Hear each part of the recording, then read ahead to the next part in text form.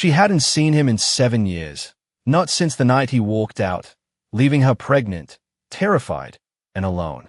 Now, under the harsh fluorescent lights of St. Mary's cardiac wing, his name glowed on the operating board. Dr. Sebastian Hale, lead surgeon. Her breath caught in her throat. 3 tiny hearts, her daughter's hearts, depended on the man who had shattered hers. He didn't know. Not about the girls. Not about the night she'd prayed just to make it one more day.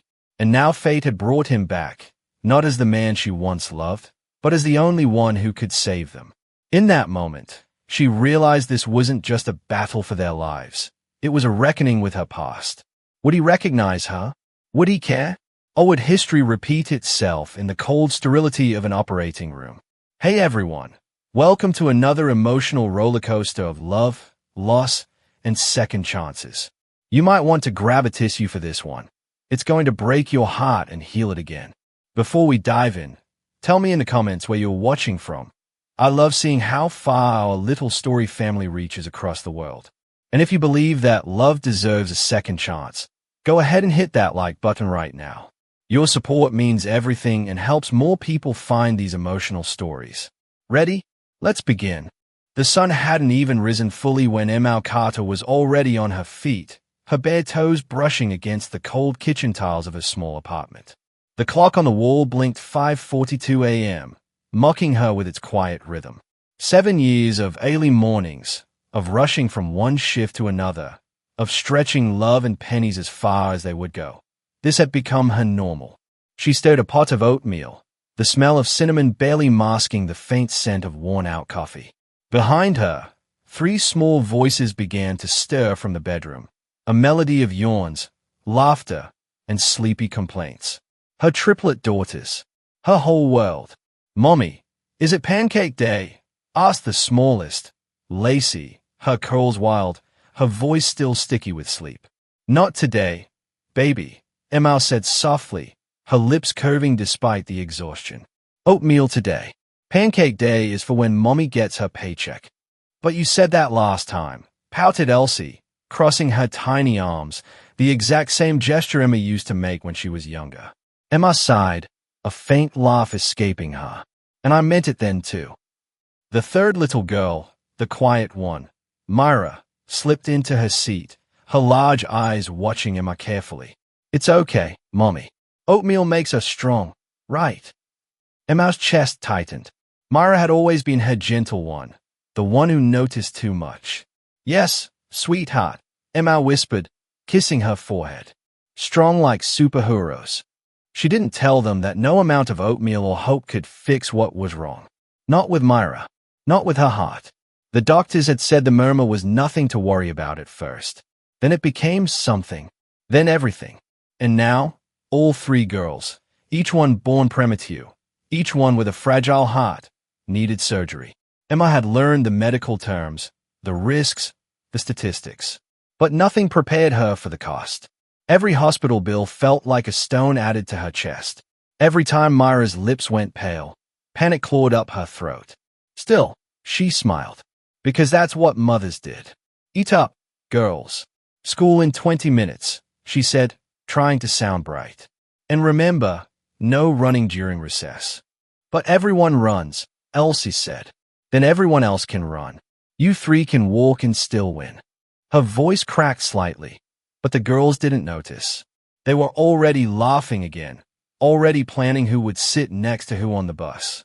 When they left for school, the apartment felt too quiet. Emma leaned against the counter, her hand pressed to her eyes. A single tear slipped through her fingers before she forced herself to move. She didn't have the luxury of falling apart. She worked 2 jobs, one at a small diner downtown, another cleaning offices after hours. She had no family nearby, no one to share the load. There had been a time when she wasn't alone, a time when someone promised her forever, a time before he walked away without looking back. She tried not to think about him, about the man who had made her believe in forever and then left her to raise 3 babies alone. He didn't know about the girls. He had never seen their faces, never heard their laughter, never watched Myra sleep with her tiny hand clutching her sister's. Emma told herself she didn't hate him anymore, But hate had simply turned into something heavier. Something like grief. That evening, after her shift at the diner, she found herself sitting in the parking lot of St. Mary's Hospital, the referral form crumpled in her lap. The girl's cardiologist had called earlier that week. "We finally have an opening," he'd said. "A visiting cardiac surgeon, one of the best in the country, is taking a few emergency pediatric cases. You should bring the girls in tomorrow morning. He might be their best chance." Emma had felt relief at first, hope even, but now, staring at the glowing hospital sign, her stomach twisted. What if they couldn't afford it? What if it was too late? What if... She shook her head, forcing herself to breathe. Tomorrow, she'd face whatever came. Tonight, she just needed to get her girls to bed, brush their hair, and pretend everything would be okay. The next morning came too fast. The hospital smelled of antiseptic and coffee, the walls painted in soft blues that tried too hard to be comforting. Emma held Myra's hand as they checked in, while Elsie and Lacey clung to her sides. The nurse smiled kindly but looked at her with that expression Emma had grown to hate, the mixture of pity and professional detachment. "The lead surgeon will meet you shortly," the nurse said. "Dr. Hale is finishing another consult." Emma froze. The name echoed in her chest like a heartbeat she'd tried to forget. "I'm sorry. What did you say?" she whispered. "Dr. Sebastian Hale," the nurse repeated cheerfully. "One of the best. You and your girls are very lucky." Lucky. The word felt cruel. The world seemed to tilt beneath her feet as she stared at the polished hospital floor. It couldn't be him. It couldn't. But deep down, in the part of her soul that still remembered the warmth of his hands, the sound of his laughter, she knew. Her daughters' lives were now in the hands of the man who had abandoned her before they were even born. She swallowed hard, forcing her trembling lips to steady. "Thank you," she managed to say, her voice barely more than a whisper. As the nurse disappeared down the hall, Emma looked toward the doors leading to the surgical wing. For the first time in 7 years, the past wasn't behind her anymore. It was walking toward her in a white coat, with her children's fate written on his clipboard. If you were Emma, standing in that hospital hallway and realizing the only man who could save your children was the one who left you, what would you do? Would you tell him the truth? Drop your thoughts in the comments. I'd love to know what you'd choose. And if your heart's already racing, make sure you've liked this video so you don't miss what happens next. The doors to the consultation room opened with a slow hiss, and the world seemed to hold its breath. Emma's fingers tightened around Myra's small hand as a tall man in a crisp white coat stepped inside. His hair was a little darker than she remembered, his jaw sharper, his eyes colder. But she would have known him anywhere. Dr. Sebastian Hale. The man who once swore he'd never let her go. The man who had left without a word. "Good morning," he said, scanning the file in his hands. His tone was professional, detached. "Mrs. Carter." Her throat closed. "Miss," she corrected quietly. "It's just Miss." He nodded absently, still focused on the chart. "And these are the patients." The girls stayed up at him, their identical faces full of curiosity. "Triplets," he murmured, more to himself than to her. He finally looked up, and their eyes met. Time fractured. 7 years of silence collapsed into that single glance. For a heartbeat, recognition flickered across his features, but it was gone before she could name it. "I've reviewed their scans," he said briskly. "All 3 have congenital heart defects, mild to moderate. Surgical intervention is necessary soon, especially for this one." He gestured gently to Myra. His voice softened just slightly. "She's the most critical." Emma swallowed hard. "How soon?" "Within the week," he said. "Any delay increases the risk." The words hit her like a storm. She nodded, trying to focus. "And the cost?" He hesitated, looking at her for the first time as a person rather than a name on paper. "That depends on the hospital's funding program. But I'll speak to the board. We'll figure something out." It was the kind of thing doctors said to calm people. But his tone, calmer, almost conflicted, made something twist inside her. Did he suspect? Could he see it? The same eyes, the same faint dimple when the girl smiled. He couldn't. He mustn't. As he turned back to the scans, Emma watched him silently. The memories came unbidden. The laughter, the promises whispered under starlight, the morning he'd kissed her forehead and said he was going to make everything right. Then nothing. No calls, no letters, just emptiness. And now here he was, standing inches from the daughters he didn't know existed, talking about arteries and valves like the past had never happened. She wanted to scream, to tell him, to ask him why. But her girls were watching. "You're very young to have triplets," he said suddenly, not unkindly, just curious. "You must be strong." "I had to be," she replied, her voice steady but sharp enough to make him look up. For a second, something cracked in his expression. "What's your first name?" he asked softly. "Emma." His eyes widened a fraction, but he quickly masked it.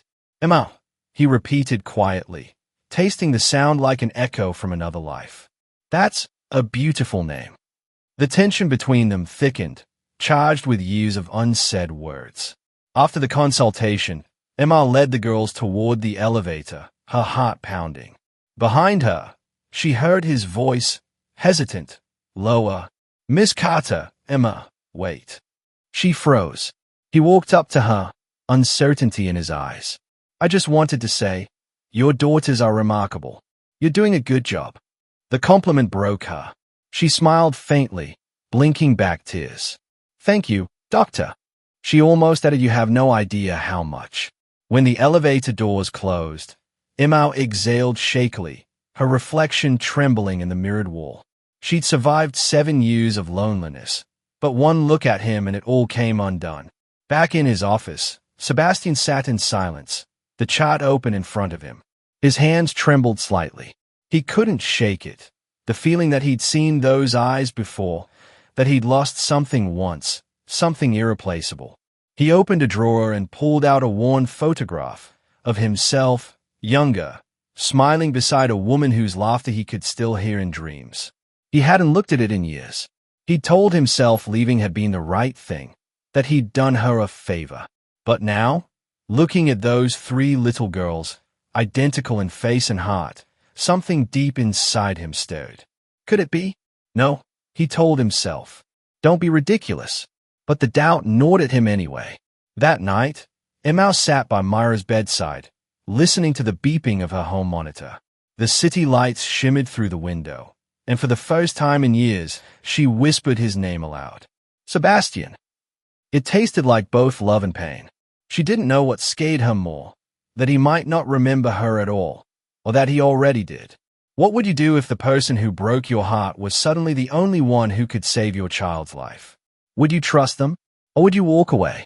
Let me know your thoughts in the comments below, and if this moment gave you chills, hit that like button so we can keep sharing these emotional stories with the world.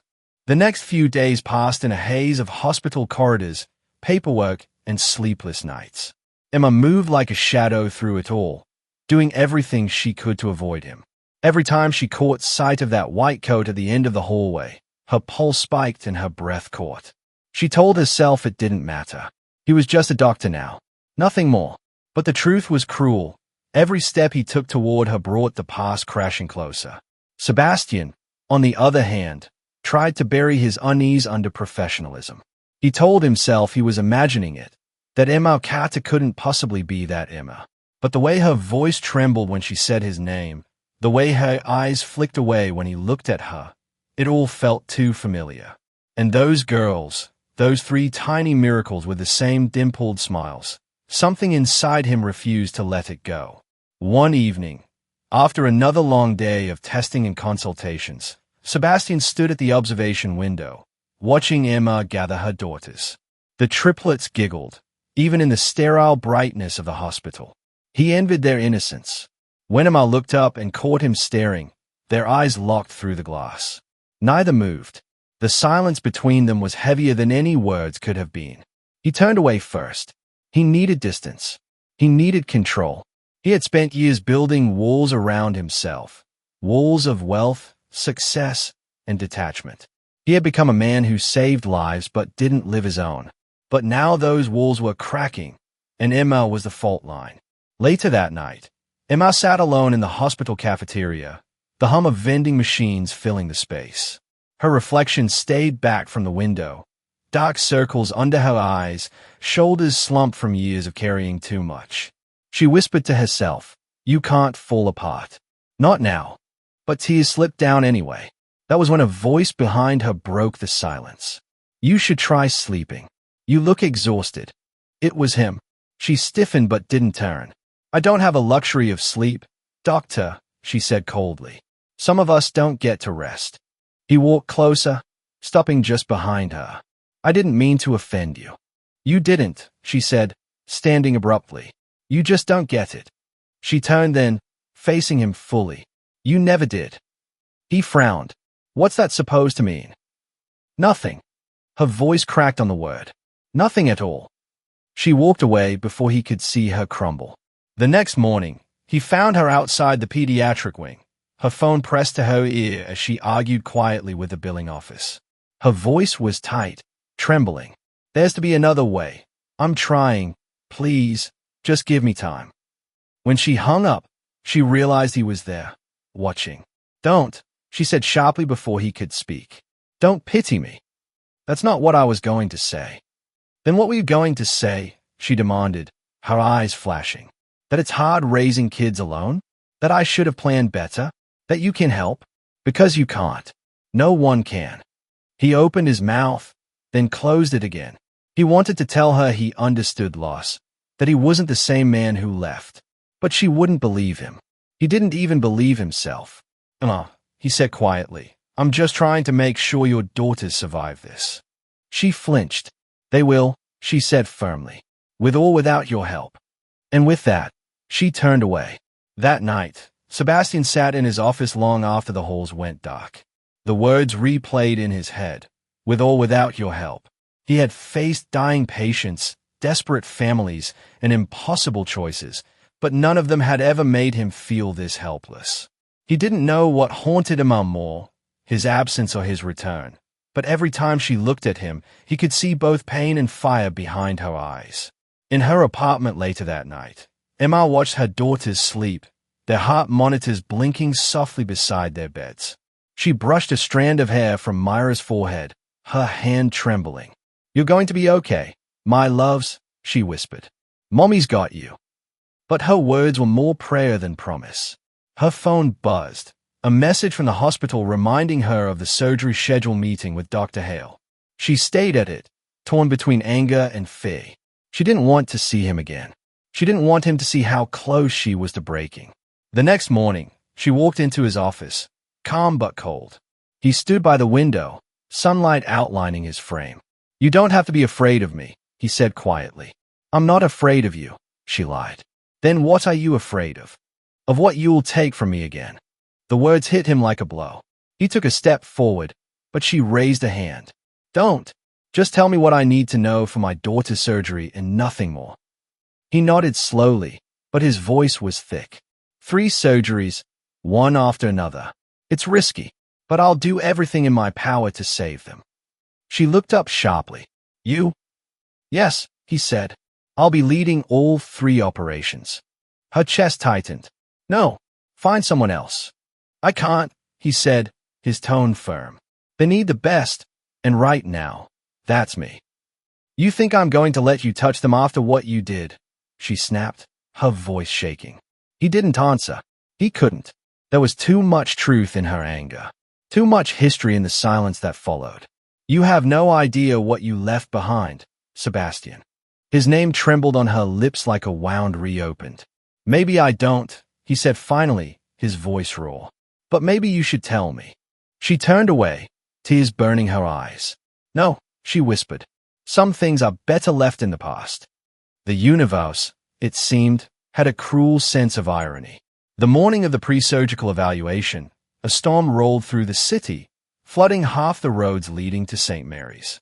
The pediatric ward was put on lockdown for safety, meaning no one could leave or enter until the storm cleared.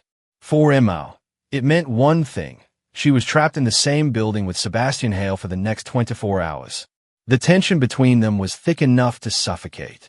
The girls were resting in a recovery room after their latest tests, and the hospital's emergency procedures required a parent and the attending physician to remain close in case of complications. which meant Emma and Sebastian were assigned to the same waiting area, the hum of rain against the glass filling the silence between them. "You don't have to look so miserable," he said quietly after a long stretch of stillness. "I'm not miserable," she lied, her arms folded tightly across her chest. "I'm focused. Focused on hating me. Focused on my daughters," she said sharply. "Which you should be too." He sighed, leaning back in his chair. "I am. Always have been. That's my job. And you do your job well, Doctor," she said bitterly. "You walk in, fix what's broken, and walk out again, just like before." He flinched at that, his gaze dropping to the floor. "You don't know what happened," he said quietly. "You think I wanted to leave? You think it was easy for me?" "Don't," she cut in, her voice trembling. "Don't you dare rewrite what you did. You walked away, Sebastian. You left me when I needed you most." The words hung in the air like lightning before a strike. He looked up then, his eyes full of something she didn't expect, regret. "I didn't know, Emma. You have to believe that." She turned her face away, but he could see the tears she was fighting. "You didn't ask," she whispered. "You didn't stay long enough to find out." A nurse came in just then, breaking the tension. "Dr. Hale, we're monitoring some irregular readings from the youngest girl, Myra. We may need to keep her overnight."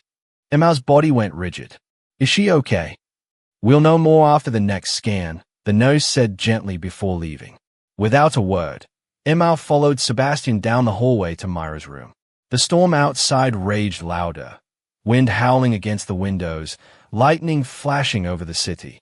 Inside, the soft beeping of Myra's monitor filled the space. Sebastian checked the readings, his brow furrowed. "It's not critical yet," he said softly, "but she needs close observation tonight." "Then I'm staying," Emma said immediately, pulling a chair to Myra's bedside. "You don't have to," he said gently. "I'm not leaving her." "I didn't think you would," he murmured. For hours, they sat together in near silence. Emma hummed softly to Myra, her hand resting protectively over her daughters. Every so often, Sebastian glanced at them, the sight of that tiny hand in his stirring something deep inside him, a feeling he couldn't name. When Myra stirred, Emma was there instantly, brushing her hair from her face, whispering, "Mommy's right here, sweetheart. You're safe." Sebastian watched her, his throat tight. "You're incredible with them," he said quietly. She didn't look up. "I've had practice." "Emma, why didn't you ever?" She cut him off. "Stop. Don't ask questions you don't deserve answers to." Midnight came, and the storm finally began to fade. But the air inside the room was still thick with everything unsaid. Emma stood and stepped toward the window, watching the raindrops chase each other down the glass. "You know what's funny?" she said after a long pause. "You look exactly the same. Maybe a little more tired. But the same eyes. The same hands. And you," he said softly, "you look stronger." She gave a bitter laugh. "Strong doesn't mean unbroken." He hesitated, then stepped closer, his voice barely above a whisper. "Emma, I didn't leave because I stopped caring. I left because I thought I wasn't good enough for you." She turned to face him, her eyes glistening. "You were right." The words hit harder than any slap. He stared at her, speechless. "You don't get to come back and rewrite the ending," she continued. "You don't get to heal what you didn't stay to protect." He nodded slowly, his voice cracking. "Then at least let me heal what I can now." Their eyes locked, raw and unguarded. For the first time, she didn't look away. Hours passed like minutes. Somewhere between the rhythm of rain and the steady beep of the heart monitor, something fragile shifted. Sebastian dozed lightly in the corner chair while Emma sat awake, watching her daughters sleep, the faintest ache of forgiveness creeping into her chest. Maybe it wasn't forgiveness yet, maybe it was just exhaustion, but it was something. As dawn broke, Myra's vitals stabilized. Relief washed over them both. Emma stood by the window, watching the first rays of sun pierce through the storm clouds. "Thank you," she said quietly. He looked at her, his expression unreadable. "You don't have to thank me." "I'm not thanking the doctor," she said softly. "I'm thanking the man who stayed this time." He blinked, startled, but said nothing. For the first time in 7 years, silence didn't feel like a weapon between them. It felt like a truce. Sometimes fate forces us into the same room as the people we swore we'd never face again. Do you think Emma should let her heart soften after what Sebastian did? Or keep her guard up until the truth comes out? Drop your answer in the comments. And if this act pulled at your heart, hit that like button to show you're ready for the next twist in their story. The following morning, the storm was gone, but the tension between them lingered like mist clinging to the air. Emma stood by Myra's bedside as the nurses adjusted equipment, her gaze fixed on her daughter's fragile chest rising and falling. Across the room, Sebastian reviewed charts, his expression tight with concentration, though his mind was somewhere else entirely. The images, the memories, the choices he had made all those years ago, they wouldn't stop replaying. We'll begin prepping for the first surgery in 48 hours, he said finally. It'll be Lacey first, then Elsie, then Myra last. She needs to gain a bit more strength before we operate. Thank you, Emma said quietly, still avoiding his eyes. Emma, he began, hesitant. Last night, you said I don't deserve answers. Maybe you're right, but I think you deserve to give them. She turned to him, tired but composed. Why? So you can ease your conscience before cutting open my children's hearts. He exhaled slowly, rubbing a hand over his jaw. Because I owe you the truth. Because you deserve to know why I left. She froze. The room suddenly felt smaller, the air heavier. I don't need your excuses. They are not excuses. His voice was low but steady. Back then, when we were together, my father was dying. He had debts you couldn't imagine. I was drowning, Emma. I was desperate. The night I walked away, I didn't go because I stopped loving you. I went because I thought if I stayed, I'd destroy you with me. She blinked, confusion and anger warring on her face. You didn't destroy me, Sebastian. You just left me to do it alone. He swallowed hard. I sent letters. I called. You never answered. Her laugh was bitter and broken. Because you didn't send them to me. You sent them to your old address, the one you told me you were selling. I didn't even know until months later, and by then it didn't matter. I was already pregnant. Alone. Scared. The word pregnant hit him like a physical blow. His mouth went dry. You were, yes. Her voice trembled, but she stood tall. Triplets, Sebastian. I carried them alone. I almost died giving birth to them. And when Myra stopped breathing the first time, I begged God to take me instead. You were gone, and I promised myself I'd never need you again. His legs gave out, and he sank into the nearest chair. Emma, I didn't know. You weren't there to know, she said softly. You made sure of that. The silence that followed was unbearable. The sound of the heart monitor beside them filled the space between heartbreak and regret. Finally, he whispered, if I had known, I never would have left. But you did. He nodded slowly, shame settling like dust on his shoulders. And I'll never forgive myself for it. She turned away, but her tears betrayed her strength. For years, she had dreamed of this moment, of the apology, of the confession. But now that it was here, it didn't feel like victory. It felt like loss all over again. Later that evening, she went to the hospital chapel, a small, dimly lit room that smelled of candle wax and lilies. She sat in the back pew, her hands trembling in her lap. Why now? She whispered to the empty air. Why bring him back when I finally learned how to live without him? She didn't notice Sebastian standing in the doorway, watching quietly. He saw her shoulders shaking, saw the raw grief in her posture, and something inside him broke completely. He walked in slowly, his footsteps soft against the marble floor. Emma, he said, his voice fragile. She didn't look up. You shouldn't be here. Neither should you, he murmured. But maybe we both need to be. She turned then, eyes red and glistening. You can't fix this. No, he said softly. But I can start by not running this time. They stood there in silence, the air between them thick with years of words left unsaid. And for the first time, he looked at her not with guilt, but with grief, the kind that only comes from realizing what you've truly lost. Before he could say more, his phone buzzed. A nurse's voice came through urgently. Dr. Hale, we need you in pediatrics. Myra's vitals are dropping. The color drained from Emma's face. No, Sebastian's heart slammed in his chest. Come on, he said, grabbing her hand without thinking. She didn't resist. They ran together down the corridor, the echo of their footsteps matching the pounding of their hearts. When they reached the room, Myra's monitor was blaring, her small body trembling as nurses rushed around her. Get me the crash cart, Sebastian ordered, snapping instantly into action. His voice was calm, controlled, professional, but his hands were shaking. Emma stood frozen in the doorway, whispering her daughter's name over and over. Minutes stretched like hours until finally, the monitor steadied. Myra's breathing eased. The nurses backed away, murmuring relief. Sebastian let out a breath he didn't know he was holding. She's stable, he said softly. She's going to be okay. Emma broke down then, covering her face with trembling hands. He took a step closer, wanting to hold her, to tell her everything he should have said years ago. But he stopped himself. Not yet. She wasn't ready. As she wept, Sebastian looked at Myra's sleeping form and made a silent vow. No matter what it cost him, he would save these girls. He would earn back every second he had stolen from them. And somewhere deep inside Emma's broken heart, a small, dangerous thought began to grow. Maybe people really could change.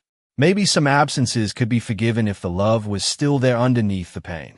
If you were Emma, would you believe him after hearing the truth?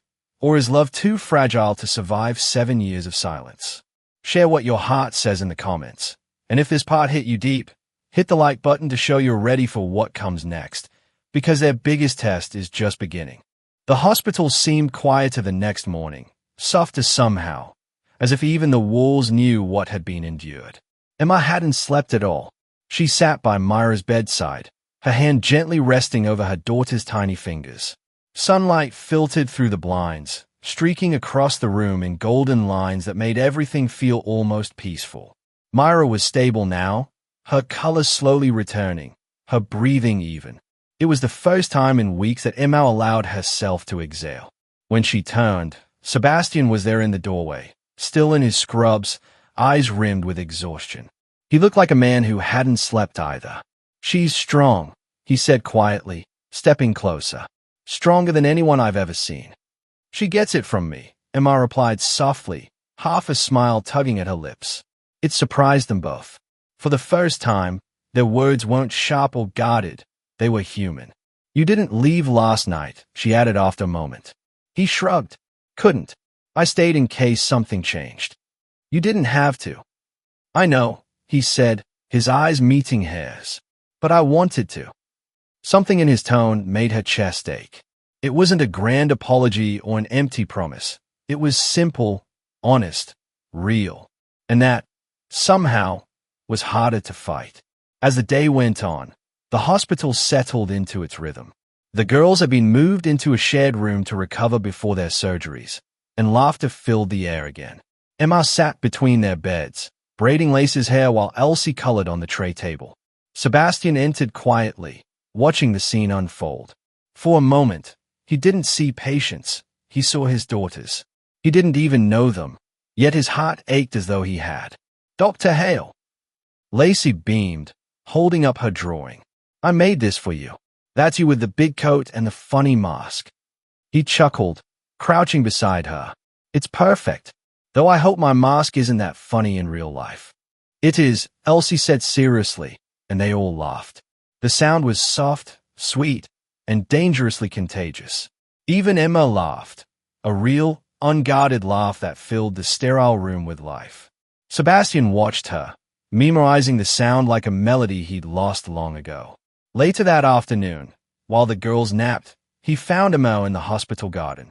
She was sitting on a bench under an old oak tree, her hair loose, her eyes distant. You look like you could use some air, he said, sitting beside her. Or coffee, she murmured. But air will do. For a while, they sat in silence, listening to the distant hum of traffic beyond the hospital walls. Then she said quietly, You were good with them today. They are incredible kids, he said. You raised them well. She smiled faintly. I did my best. Some days that didn't feel like enough. It was, he said firmly. You kept them alive, Emma. You gave them love, safety, and laughter. That's everything. She looked at him then, her eyes softening. You sound like you've learned a few things about what matters. He nodded. Losing everything tends to do that to a man. She hesitated. You lost more than just me, didn't you?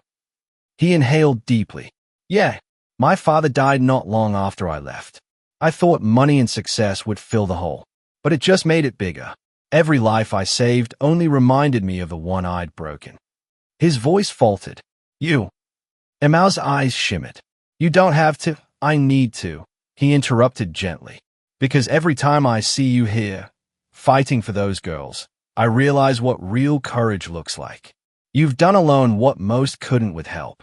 You didn't just survive, Emma. You became someone I'll never stop admiring. The words hit her deeper than she expected. She tried to look away, but he reached out and touched her hand lightly. It was a briefest contact, warm, tentative, trembling. For the first time, she didn't pull away. They sat there for a long time, hands barely touching, but hearts closer than they'd been in years. That night, he visited the girls again before heading to his quarters. They were asleep, their small chests rising and falling in perfect rhythm. Emma stood in the doorway, watching him adjust Myra's blanket. You don't have to do that, she whispered. I know, he said softly, but I want to. She smiled faintly. You keep saying that. He turned, meeting her gaze. Because it's true. There was something in his eyes she hadn't seen before, vulnerability. The confident, untouchable surgeon was gone. In his place stood the man she had once loved, stripped of all defenses. Good night, Emma, he whispered, his voice almost breaking. Good night, Sebastian. When he left, Emma sat by her daughter's beds and let the silence settle around her. Her heart was confused, conflicted, but undeniably alive. She hated that she still cared. She hated that she could still feel warmth toward him after everything. And yet, part of her, deep down, wanted to believe that maybe people really could change. She looked at her daughters, sleeping peacefully, and thought, maybe forgiveness isn't weakness.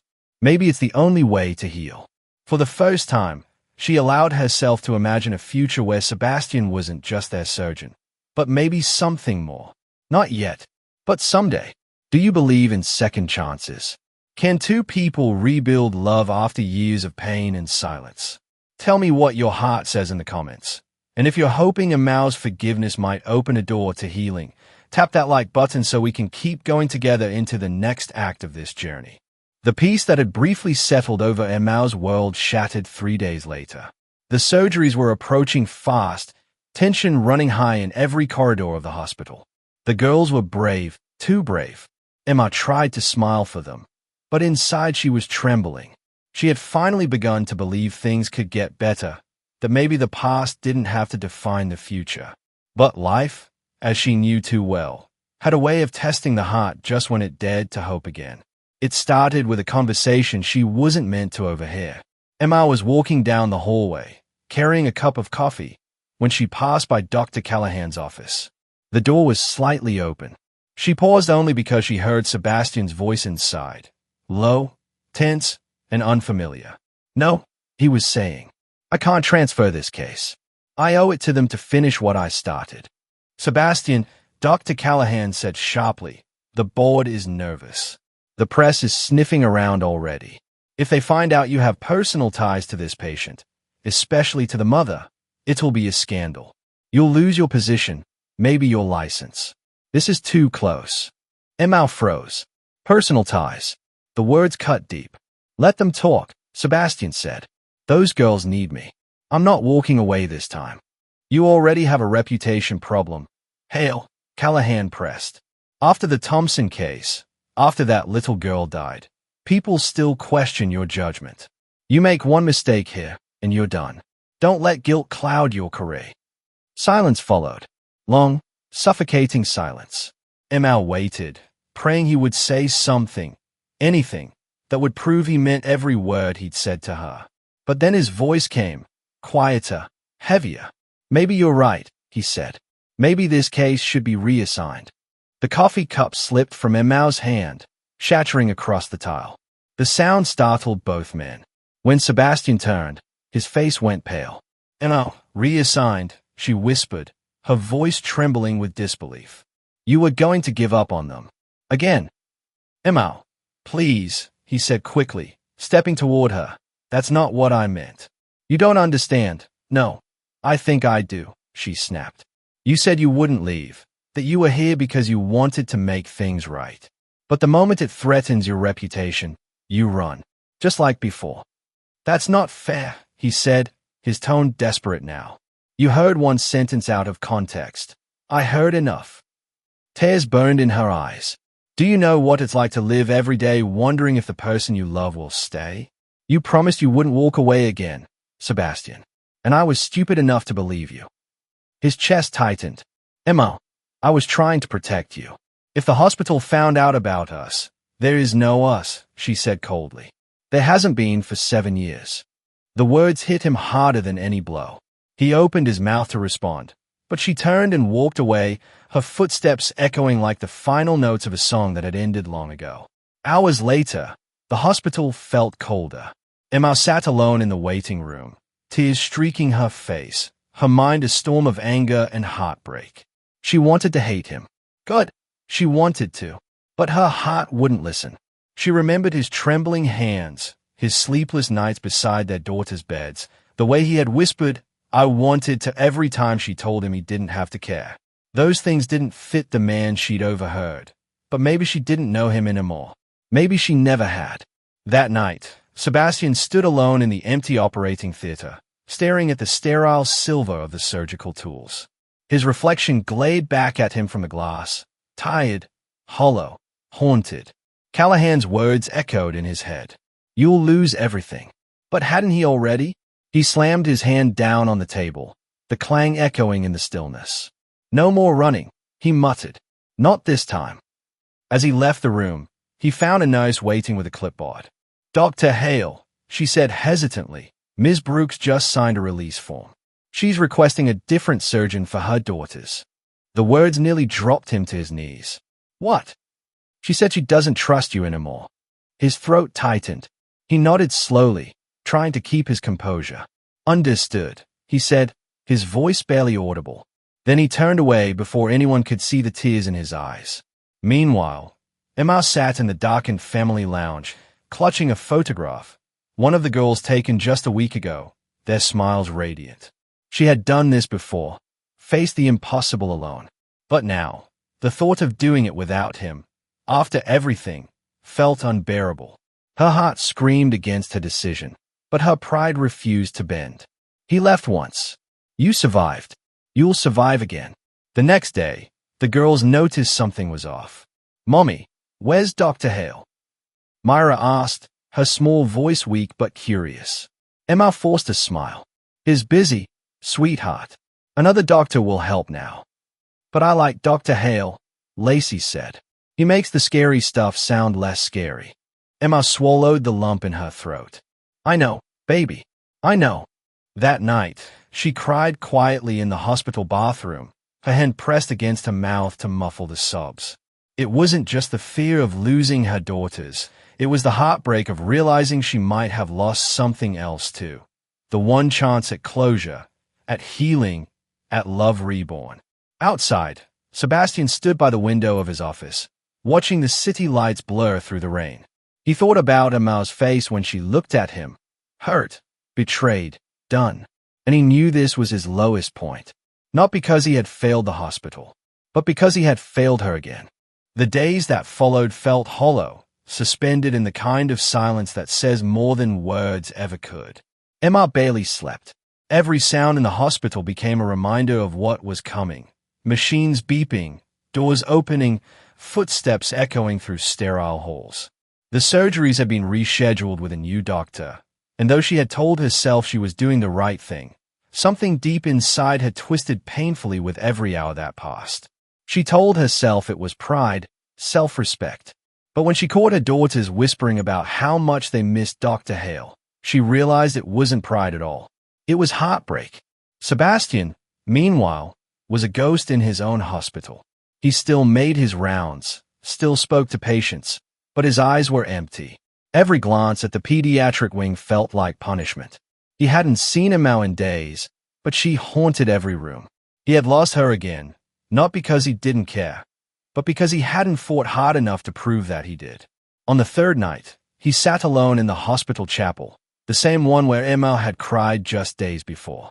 His hands were clasped tightly, knuckles white. "God," he whispered, "I don't know if I deserve forgiveness. But those girls, they deserve a father who doesn't give up. Please, don't let me fail them again." He didn't know that outside, in the hallway, Emma was standing silently, watching him through the glass. She had come there to pray herself, to ask for strength to face what was coming. But instead, she found him, on his knees, broken, stripped of everything that once made him untouchable. And something inside her cracked open. For the first time, she didn't see the man who had left her. She saw the man who had been trying to come back ever since. The next morning was cold and gray. The first surgery, laces, was scheduled for that afternoon. Emma sat by her bedside, holding her hand, whispering promises she wasn't sure she could keep. "You're going to be okay, sweetheart," she said softly. "You're so brave." Lacey smiled weakly. "Mommy, will Dr. Hale be there?" Emma's heart clenched. "No, honey. Another doctor will take care of you." Lacey's small brow furrowed. "But I wanted him. He said he'd fix my heart so it wouldn't hurt anymore." Tears filled Emma's eyes before she could stop them. She kissed her daughter's forehead and whispered, "He already did, baby. He already did." As she stepped out of the room, she saw Sebastian standing at the end of the corridor. He looked exhausted, shadows under his eyes, a file in his hand. For a moment, they just stared at each other, two people torn between love and fear. Then she turned away, but his voice stopped her. "Emma," he said quietly, walking toward her. "Don't let me go again. Not like this." She froze. "You made your choice." "I didn't," he said firmly. "The hospital made it for me. But I should have fought harder. I should have told the board the truth, that those girls are my daughters, that you're the woman I never stopped loving." Her breath caught. "You didn't." "I did," he said, his voice breaking. "Last night, I told them everything. They've suspended me from the case. I might lose my position." She stared at him, speechless. "You risked your career." "I'd risk everything for them." "For you," he said. "I can't fix the past, Emma, but I can stop running from it." For a long moment, neither of them moved. The weight of 7 years of pain hung between them. Finally, Emma whispered, "You don't get to say things like that right before surgery. You don't get to make me feel hope again." "I'm not asking for hope," he said. "I'm asking for one more chance to do the right thing." She turned away, tears glistening. "What if you fail again?" "Then I'll fail trying," he replied simply. "But I won't walk away." Something in his voice, steady, raw, honest, cut through the storm inside her. For the first time, she believed him, not because of what he promised, but because of what he had already done. Hours later, as the operating room filled with movement, the new surgeon approached her. "Ms. Brooks," Dr. Callahan said gently, "I understand if you have reservations about Dr. Hale, but I assure you, my team." Emma interrupted softly. "No, I want Dr. Hale back on the case." He blinked, startled. "That's not." "Make it happen," she said, her voice trembling but resolute. "He's their father. They deserve to have him there." Minutes later, Sebastian was paged to return to the OR. When he entered, still uncertain if it was real, his eyes met Emma's through the glass observation window. She gave a small nod, tears streaming down her face. And that one gesture was enough. It was forgiveness, not spoken, but felt. Inside the room, he scrubbed in, hands steady, heart pounding. As he began the delicate operation on Lace's heart, his mind filled with every memory of her laughter, every smile he had almost missed. This wasn't just another procedure. This was redemption. Outside, Emma watched in silence, her hands clasped tightly in prayer. The hours crawled by, each second an eternity. When the doors finally opened and Sebastian emerged, exhaustion etched into his face, he looked at her and whispered, "She's going to be okay. Emma covered her mouth, sobbing with relief. "Thank you," she whispered. He shook his head. "Don't thank me. Just don't give up on me." She stepped closer, hesitated, then reached for his hand. "I'm trying," she said softly. "For them. For us." He squeezed her hand gently, and for the first time since that night 7 years ago, both of them felt something they hadn't dared to feel in a long time. Peace. Dawn spilled through the hospital windows like a promise. For the first time in weeks, Emma didn't wake to the sound of machines or alarms, just the steady, peaceful rhythm of 3 tiny heart monitors beeping in perfect sync. Her daughters were safe, alive, healing, and so, for the first time in 7 years, Emma felt like she could breathe again. The corridor was quiet when she stepped out of the girls' room. Nurses nodded as she passed, their smiles soft, almost knowing. Everyone in the hospital had felt it. The story that unfolded in whispers. The surgeon who returned, the woman he left behind, the children who brought them both to their knees. Down the hall, she found him. Sebastian was sitting alone on a bench near the window, still in his scrubs, eyes heavy from sleepless nights but burning with a kind of quiet joy. The sunlight caught in his hair, turning the exhaustion into something noble. When he saw her, he stood immediately. "They are all stable," she said softly, her voice trembling with relief. "All 3. He exhaled, a sound halfway between laughter and a sob. "I don't think I've ever been this scared in my life." "You did it," she whispered. "You saved them." He shook his head. "No, we did. You kept them alive long enough for me to find them." The words hit her deep. For so long, she had carried everything alone. The fear, the love, the anger, the exhaustion. Hearing him say we made something inside her finally loosen. For a moment, they stood in silence, the past hanging between them like smoke. Then Emma said, "I told myself if I ever saw you again, I'd never forgive you." He nodded slowly, eyes never leaving hers. And now," she said, tears welling, "I don't know how not to." He took a slow step closer. "Emma, I can't erase what I did. I can't give you back those years. But I can promise you this. If you let me, I'll spend the rest of my life making up for them." Her breath hitched. "You already started." He reached out, hesitating for just a heartbeat, then brushed a tear from her cheek. "Does this mean I'm forgiven?" She smiled faintly. "It means you're trying. And maybe that's enough for now." Behind them, the door to the girls' room creaked open. Lacey peeked out, her little voice bright with joy. "Mommy, Dr. Hale. Guess what? Myra says her chest doesn't hurt anymore." Emma laughed softly through her tears. "That's amazing, baby. We'll be right in." The 3 girls, Lacey, Elsie, and Myra, were sitting up in bed, pale but smiling, their eyes sparkling with the innocent joy only children possess. Emma sat beside them, one on each side, her arms wrapping around their fragile bodies. Sebastian stood by the foot of the bed, emotion flooding his face as he looked at them, the daughters he had never known but somehow had always loved. Myra looked up at him and asked, "Are you still our doctor?" He smiled softly. "Always. Does that mean you'll stay?" Elsie chimed in. His throat tightened. "If your mommy lets me." All 3 girls turned to Emma at once, wide-eyed and pleading. "Please, mommy." Emma looked at Sebastian, her heart swelling. For 7 years, she had lived in fear of being hurt again. But what she saw in his eyes now wasn't the man who had left. It was the man who had come back, broken and rebuilt, ready to fight for them all. She nodded slowly, tears shining in her eyes. "I think, maybe it's time we all stopped running."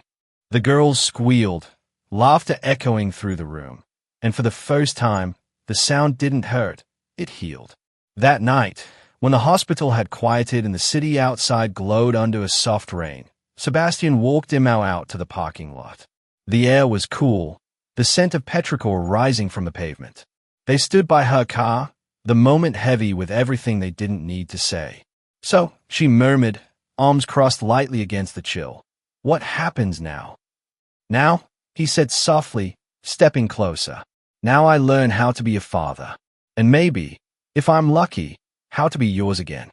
She smiled, a real smile this time, one filled with light. One step at a time, doctor. He nodded. I can live with that. They stood there for a long moment, watching the rain fall in silver streaks, the past slowly washing away between them. Then Amal whispered, "You know, when I prayed for a miracle, I didn't mean you."